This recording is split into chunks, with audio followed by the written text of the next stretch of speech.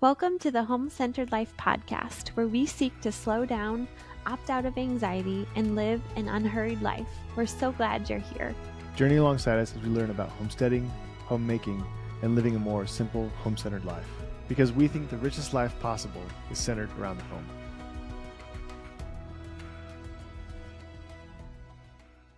Welcome back to the Home-Centered Life podcast. For those of you that are on video, you can see that we have our little buddy joining us. So I am currently standing. We're trying to squeeze this into nap time, and we're just making it work. This is what living a home-centered life is all about. Sometimes it's perfectly imperfect. So speaking of that, today's episode is all about why we waited to have children, why we waited about 7 years. To have children. Yep. Yeah. To have a conversation like this, we have to say a bunch of qualifiers to make sure you understand what we mean. First of all, waiting is subjective. Some people will wait 6 months. Some people will wait 6 years. Yeah. You might choose to wait, but that might mean a certain amount of time for you. For us, it was about 7 years. Mm-hmm. And also, what if you didn't wait, in air quotes, whatever that means to you? What if you had kids right away and that was intentional? Let's say that's awesome. We're not at all recording this to suggest you did something wrong. But this conversation might explain some of the things that you've experienced. Maybe even just help you understand why some things are made harder by having kids right away. Not that it's right or wrong, but if you're going through something and it's hard, it might help explain why it's so hard. Mm-hmm. Possibly, maybe not. Or if you didn't wait, but you know somebody who seems to be waiting, why that might make sense, at least for them. Maybe it doesn't make sense to you. That's okay. It's not your life. So we're more saying this was our thought process and not at all saying why somebody should do something or why somebody should not do something. Yeah. And every person has their own right to decide what's best for their family. Yes. And, I will be 33 next month, and Michael's going to be 39 in March as of this recording. Yep. And so, in today's world, that might be right on par with the average age of having kids. And that doesn't matter. But really, it's more of sharing kind of a behind the scenes look as to why we felt called and drawn to that, and kind of how actually specifically we've individually overcome things to get to this point where we're wanting kids and, in that childbearing years. So, So, and if you are waiting, whatever that means to you, or you're feeling hesitant about having kids, whatever that means to you. You could even be single and you could even be single and not sure if you want kids. Yeah. We hope this helps you understand why you might feel that way, and validate what you're feeling. Yeah. And we might, depending on how long nap time is, we might even get to addressing some of the concerns that folks have about waiting too long.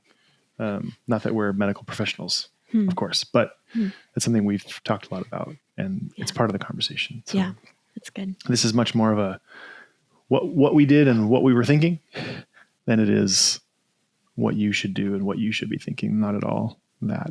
We each came from kind of two different places. Mm-hmm. Do you want to start kind of from your experience?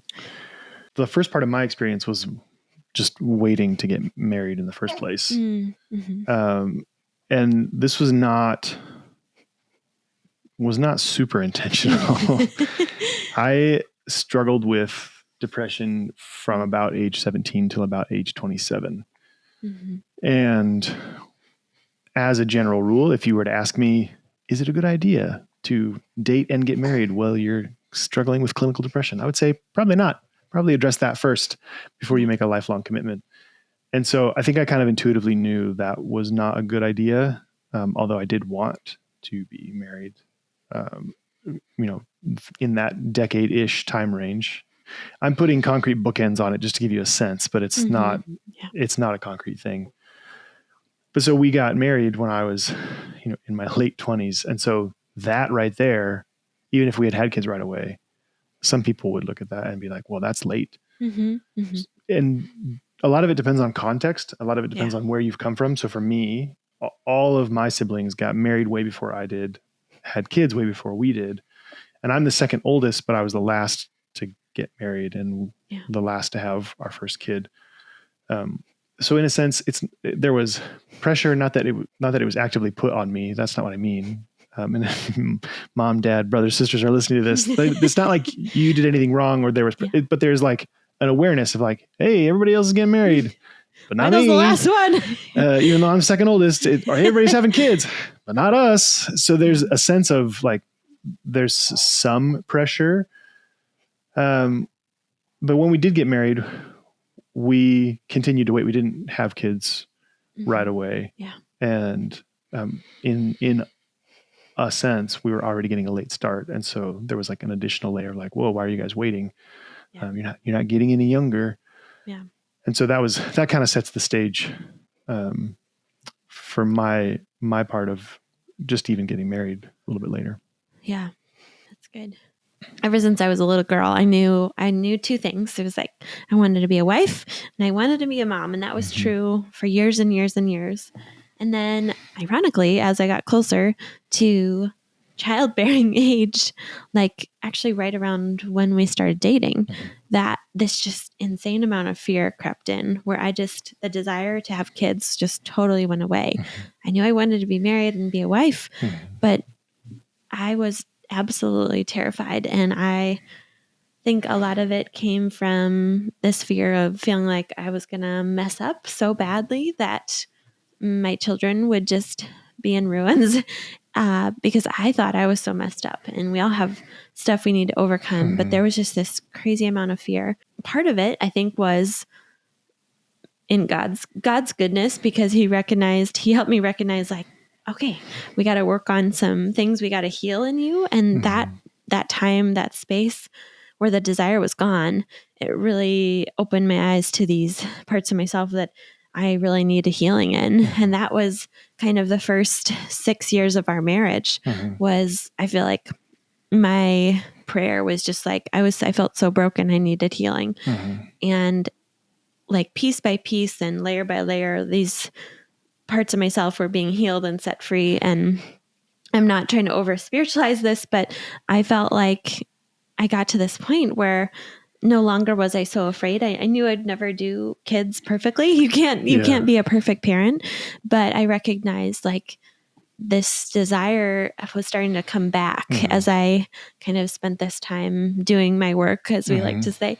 And so, I think a lot of women that I've heard say like, I don't want to have kids, but, maybe that is true for you and it will always be true. But sometimes I think maybe it's coming from this place of just fear of like, am I going to mess them up? And I think there's just an opportunity to dig in and to press into the fear a little bit and just, for so long you were so patient with me because I was just like, we would talk about it and I would just be in tears. Like I was so afraid. And now I see as a mom, like that was woven into like part of who I was meant to be, but so anyway, it's more of, I don't know if you have any responses to that, but. Yeah, it was difficult. One thing that came up when we tried to express mostly to other people why it was not, for me, it was not a never, but it was like a, for sure not right now. Yeah. And people would ask like, well, what do you mean? Why? And I tried to express essentially like, I'm not ready. I'm not ready for it. And I don't think a lot of people understood what I meant because I think they thought I was being a perfectionist. Like I was waiting until I was 100% ready to do parenting 100% perfect. Yeah. That's not what I was talking about. Right. I was trying to describe like, I know I'll never be perfect, but I feel 0% ready right now. So don't you think I should wait until I'm like 50% ready right. or 80% ready? Like that's 80% is a B minus. Yeah. Don't you think that would be a good idea? But I don't think people understand that experience. People who haven't had that experience don't understand what it's like to feel 0% ready to have kids. Yeah. And so in that, I, that frame, I would say, it's probably a good idea to wait a little bit until you're like 51% ready. I'm not 100. We're not talking about perfection. We're talking about like 51% is mostly ready. Yeah. I think I was just remembering this conversation that we had, because it was like, for me, it was 0% for like years and years and years. And back in 2020, we decided to move back to Wisconsin. And it was like within a few months of moving back here, both of us finally felt settled. Like, not that we had a home, but we were feeling like this is where we lived in a basement apartment. So no, we were settled in the physical sense, but we were like, finally felt emotionally like we were in the place we were meant to be. And I think a lot of another layer to why I wasn't feeling ready was like, there was part of our life that wasn't like, it wasn't right. It wasn't clicking. Not that not that we were good, but what would you say? Yeah. It was like a joint that was out of place. Like how you go to the chiropractor and they adjust you and it's like that click of like, oh, my spine's back in alignment. Yeah. Where we lived was not where we didn't feel settled there. We didn't feel like we belonged there. And that has very little to do with a specific geography. Like, we don't want everybody to move to Wisconsin, or we don't think everybody has to move to Wisconsin to feel settled. We hope that everybody feels at home and settled wherever they live. But if you don't feel that, then talking about bringing kids into that is a little bit cart before the horse. Because it's like, you don't even feel like you belong. Why would you start having kids there? Yeah, for sure. If that makes you feel anxious or hesitant, versus like, hey, long-term you want to live, close to family, but you don't currently live close to family. Well, maybe that's why there's some hesitancy. And to go to the kids conversation without going to the geography conversation first, if you're not feeling settled where you are, could be cart before the horse. And this conversation, another asterisk, isn't to convince everyone to either wait to have kids or to have kids at all, because every one of us are coming from a different place. We love it. It's not like we're in a perfect place. We're not perfect parents, but I think both of us have had that like extra layer of feeling like, oh, this is a huge part of what we were created to do. And doing this thing together, being home-centered is such a huge part of, I think, why I feel like I'm thriving more than I ever have in my whole life, because I'm like, oh, this is what I was made to do, We just talked about feeling settled. That was a huge one that we finally experienced when we moved to Wisconsin.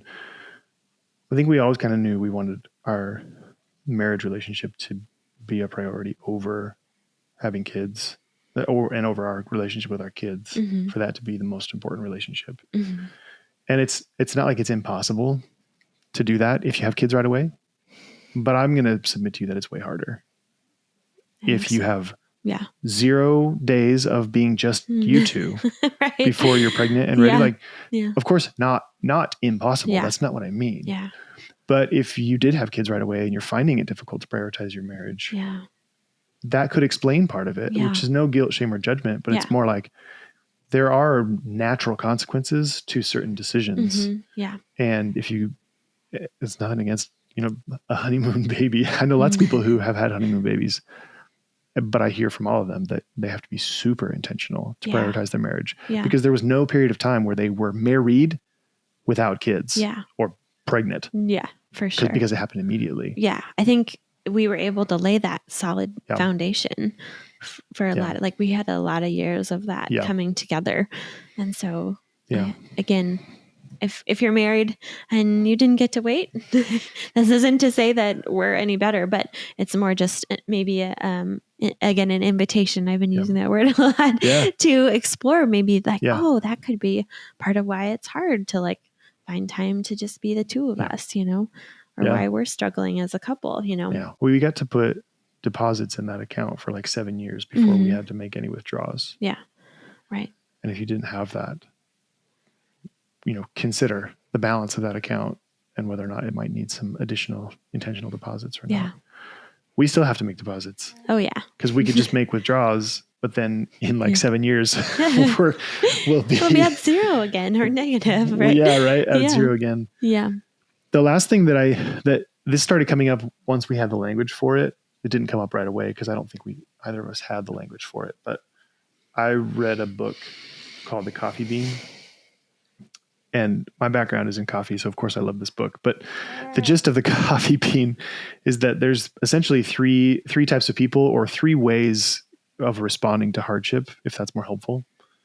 This doesn't have to be your identity. It could just be like how I tend to respond to hard things. But in a pot of boiling water, there are carrots. And if you think about a carrot in boiling water, you toss it in there, it gets soft and mushy, which is how I was and still am sometimes naturally. We're both natural carrots. We're natural carrots. There's eggs. So you put an egg in a pot of hot water and it's hard boiled. It gets rigid and hard. And there's people like that. Yeah. Hard, but not necessarily strong. And then there's coffee beans. If you put a coffee bean in hot water, it turns the hot water into coffee. You crush it and add hot water, you get even stronger, more delicious coffee. You crush it really fine and add pressure, you just get espresso. No matter what you do to a coffee bean, it just makes stronger and more delicious coffee. The technical term for that is resilience, which I didn't even know until way later. But for a couple months, especially, that was the conversation we had. Like, I don't want to have kids until I can reliably respond like a coffee bean. That's good. Again, though, like, I don't mean 100%. I mean 51%. Yeah. I mean, the scale is just slightly tilted towards like, I mostly do this. Yeah. And that didn't happen until later, and it was still not anywhere close to 100%, as Christina can attest to me trying to move chickens in the snow and getting the wheel caught on a log I couldn't see underneath the snow and losing my mind. So I still don't respond 100% of the time like a coffee bean. That's not what I mean. But that desire to like grow in resilience, learned resilience versus learned helplessness was the desire to cultivate some of that before we brought kids, because what I want our kids to be that way, but I can't, you can't tell a kid to be resilient. Yeah. You have to model resilience. I like, Ed Milet always says that most of what kids see is caught, not taught. Yeah. You know, it's easy to say with their words, be resilient. But then if they're watching their parents like fall apart with every hard thing, it's like, oh, sure, mom. I think, and we bring this up again because, I mean, some people, all they think of when you talk about having children is it's so hard. And it's like, it is so hard, but it's so good. And so many hard things are also good things. And so, you know, thinking about how to, again, this isn't a parenting class or anything like that, but to think about the things that are hard as being a parent as opportunities to grow. And I think I remember that conversation that we had about being a coffee bean. And I was like, I'm at like 10%. I'm like responding 90% of the time as a carrot. And I think over time, just putting in the work and trusting in the process was really what got me to that 51%, that where the scales were tipped. And, you know, we all have our moments, but I think ultimately, you know, it's been really a gift to be able to express that resiliency, hopefully model it to our daughter and our little guy here, and continue to do that. So just sharing kind of a look behind the scenes, because some people can look at where we're at and wonder like, wow, it seems really, I feel like some people are like, it seems really easy for you guys. And that's not to say like I'm tooting our own horn, but I feel like we are clicking, like we're clicking pretty well doing this thing. You know, people have been like, how's it having 2 kids? And I feel like we had like a hard week, and then it was like, that's because I got food poisoning. Yeah, but no, the first week or 2 were really hard, but it felt like, oh, this like unity right away that we're like, oh, this is good. Yeah. This is hard, but it's good. And we're not going to let it like kill us, you know, or break us, you know? Yeah. I don't at all claim to have achieved perfection. However, I do feel like we're like already in the tweaking optimization stage. We're not in the like everything is broken, has to be overhauled stage. But most of that is because we laid that foundation. Yeah. Like I know what I need first thing in the morning. Yeah. I'm not saying I get it every morning, but I know what I need first thing in the morning to feel my best. Well, I learned that in the 7 years before we had kids. Yeah, totally. And so now I know. Yeah. And so I know if I don't get it, I won't feel my best. And so a lot of the first part of each morning is a back and forth negotiation for each of us to get the few things that we know we need to be at our best. What I mean to say, though, is that we learned all of that before the kids were born. We had that space to learn those things. And I'm really grateful for that. What do you think? How would you encourage someone that maybe hasn't waited and is in the, oh my gosh, this is so hard because we had our kids in the first 2 years, our first year of our marriage, you know? Yeah. Well, if you didn't wait and it's going amazing, I'm so happy for you. And you're weird. I mean that in the most loving way possible. What I mean is you're the odd one out. And so it's amazing for you. And 90% of everybody else is not having the experience you're having. So if that's your experience, I'm so happy for you. Yeah. But it's going to be helpful for you to think, I'm the odd one out. For most people, that's not the case. For most people, they don't wait, and it's made harder. And I think, but this is a deeper philosophical belief, but I feel like if you thought flapping your arms would eventually lead to you flying, it would be super frustrating if somebody came and said, that's not how it works. That's going to be really hard, and it's also never going to work. That's one of the hardest things to hear, but it is the most helpful and loving thing to hear. And so if you didn't wait and it's hard, number one, that's normal. It makes sense. That makes perfect sense. Yeah. One thing that I learned, and I didn't learn this till later, but the executive function part of the human brain, some people might know that it doesn't develop until mid to late 20s. Like the prefrontal cortex doesn't finish growing. And what part is that? That tell people what that does. The prefrontal cortex is your executive. Yeah. It's the part of your brain that makes you a human versus an animal. Yeah. And it doesn't finish developing until the number that gets thrown out is mid to late 20s. But that's not the full story. It's more like age 25 for women and age 29 for men. So if you got married and started having kids and you're a man, before age 29, you embarked on this journey before your brain was finished developing.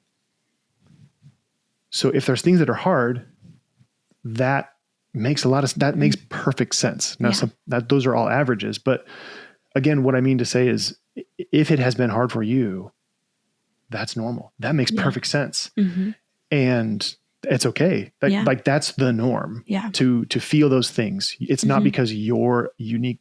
You are unique, but you're not uniquely broken to the point where, or there's nothing uniquely wrong with you per se.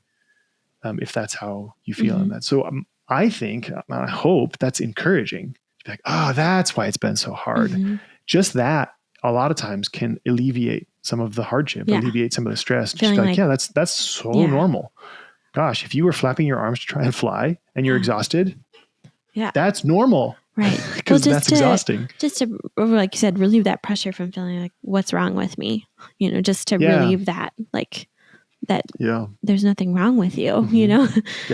Again, using that word invitation to just take some extra time and space to do some of the work that you didn't get to do. And I know that's so hard. If you're like in the middle of like childbearing years, that's really hard. But to be able to slightly, just a little bit prioritize, I always say, I just call it doing the work, like working on your healing. I think, you know, I still see a counselor and it's only once a month in the season, but it's virtual. And so it's an hour of my life once a month, and it's so helpful, you know? And so if counseling seems like the right fit, or, you know, I also see a spiritual director, which is in, again, 1 hour a month, but like helpful tools to like help people walking alongside me to help me through the hard things, you know? And so creating some time and space, not again, because it's not like what's so wrong with you. It's more just like, this is normal and it's okay that it's hard. And I think that, you know, when we take that time to work on ourselves and to grow and to heal, it's like we become more fully alive, and then it just spills out of us. Like all the other things just become a little bit easier, Well, this whole conversation reminds me of when we were engaged, and a lot of well-meaning people would say things like, being married is so hard. Like, thank you. First of all, thanks. Was that supposed to be helpful? Yeah. And maybe that's been their experience, but my encouragement is reflect a little bit. Getting married young is maybe so hard if you're somebody who hasn't done your work beforehand. Yeah. My hope for our kids is that they do their work when they're teenagers. Yeah. So that they can get married whenever they want. Yeah. But like they could ostensibly get married at 21 and be ready for it because they did their work in their teens. For sure. I just didn't do my work till I was 27. Plus now I know the prefrontal cortex doesn't finish developing until 29. Yeah. And my whole life makes perfect sense now because I'm like, I was missing the part of the brain that makes me an adult. Yeah. Until 29. So it made a lot more sense. But when people say like, oh, being married is so hard, having kids is so hard, I don't think that's true, especially if you've done your work. And sometimes to do your work, you need to wait.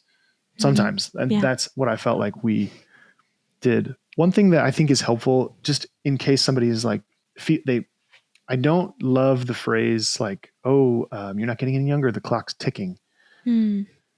That's based on something that I don't think is helpful. And it's not because I'm a medical professional, but there's things that we are told start happening more and more the longer you wait to have kids. And so there are people who feel like time is running out. Like I have to go right now. Like I heard Nate Bargatze was talking about waiting to have kids. He's like, we had one kid just under the buzzer, but he was like in his earlier mid 30s or something like that. Yeah. Like, wait, what were you? So the thing I want to say, not because I'm a medical professional, but it's just, this is a simple observation. If you just pause and think about it, whenever you hear something like after this age for men, such and such a thing starts happening, or after this age for women, such and such a thing becomes more likely. Just remember that those are based on averages. And the average person is super unhealthy. Yeah. So if you are healthy, or if you're currently not super healthy emotionally or physically, this is the time to start working on it. Yeah. Because whatever the cutoff is, they throw out, anything after 40, risk of whatever, or anything after 35, risk of whatever. Those are averages based on the average person. And the average person is super unhealthy. We did our blood work right after our first was born. And I don't think your results were super conclusive because you were like just recovering from pregnancy. But hormones were raging. Well, we both did it. And my point is, chronologically, I was 37 when we got that blood work done. But one of the things they do is they calculate your inner age, like physiologically, what age are you? Metabolically, how you're as healthy as what? And even though I was 37 chronologically, I was 27 biologically. And that's the more important number when it comes. So if you have any like, oh no, the clock's ticking. I don't think rushing is a good space to be when you're talking about getting married and having kids. For sure. I don't think that's a good thing to rush. Yeah. But also you might have more time than you think if you are healthy and you do go get your blood work done. Yeah. And it comes back and you're like, hey, you're 35 by the clock, but biologically you're 30 or 25 or even 20. And that was really freeing for me, feeling like, we waited, but biologically I'm like a decade younger than my chronological age. And it was very freeing. Yeah. So again, we're not medical professionals. This is not medical advice. I'm just saying, use your brain when you hear those statistics. Turn your brain on when you hear those statistics. They might not apply to you if you're above average in your health and wellness. Yeah. So ultimately, wherever you're at on the journey, we're coming from just a place of sharing our experience in hopes that it's helpful to better understand where you're at, whether you're 17 years old or you're 67 years old, and just to better take a look at what you're going through or what you've experienced, and to ask yourself some of these questions that we've asked ourselves. And, my biggest encouragement to any of you women out there is just to give yourself the gift of, doing your work. I mean, we all need to do our work, but especially if you're terrified of having kids, I just would encourage you to dig into that a little more, just from my own kind of experience and how healing it's been to be on that journey. Thank you so much for joining us today for our conversation around why we waited to have kids. Not at all to say this is what you should do, more to share just what we did. We hope you found it both helpful and encouraging. So if you like this episode, we would love it if you would subscribe to our YouTube channel. It's a great zero-cost way to support this podcast and to support our journey on this home-centered life that we're trying to live. You can also find us on Apple and Spotify and leave us up to a 5-star review. Every review and every subscriber helps us live a home-centered life. We look forward to connecting again soon. And until next time, thank you for joining us as we journey towards living a more home-centered life.